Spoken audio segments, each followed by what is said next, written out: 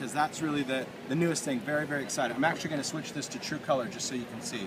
So Distress Glitter is a glitter that's designed to look like vintage glass glitter or mica, but it is neither. It's still just a plastic glitter. What's nice about it though is that it is not your typical mylar glitter. In other words, it's not going to be like your metallic glitter.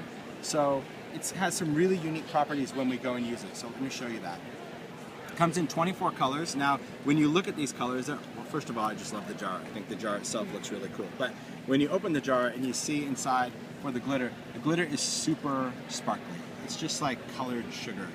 It's so awesome. All right, but what you'll notice is that the pieces, when they're flat, like in the lid, they don't look very intriguing at all. So there are some tricks to working with this glitter because it has some different properties. So that's what I want to show you on this.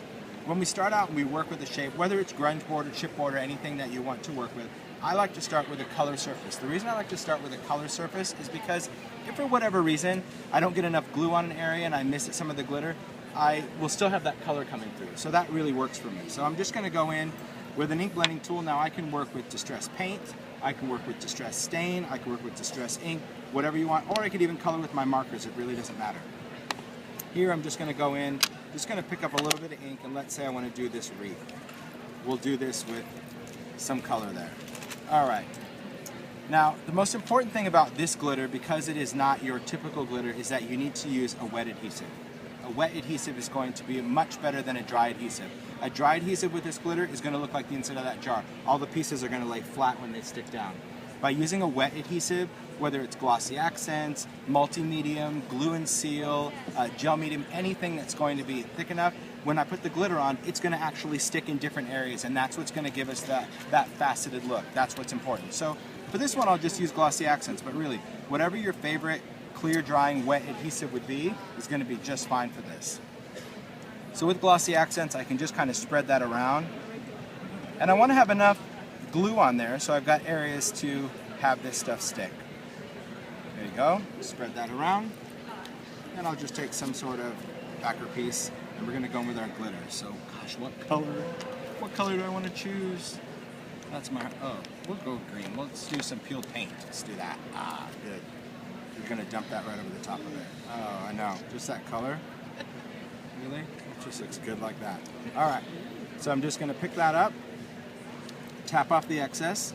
Here's my favorite part about this too. There's not glitter flying everywhere. There's not glitter zooming around the room. It's just there. There it is.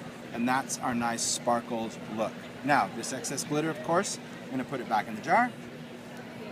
And again, you don't have to worry about having glitter everywhere. I really like that.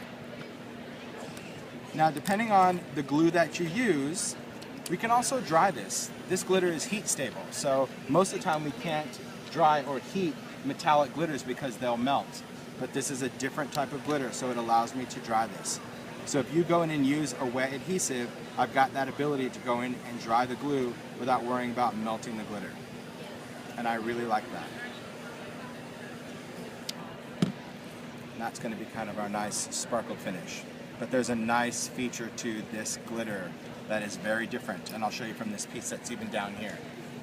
This glitter, when you put it on, you can put it on light or dark. This is an inkable glitter. So this is a glitter that's going to be able to be used with Distress ink, and the ink will actually stick on there. So if I want to make this even more tarnished, I could go in with my Distress ink pads, take my blending tool, I can go around the edge, and I can create a tarnished effect, and it's going to dry on that glitter.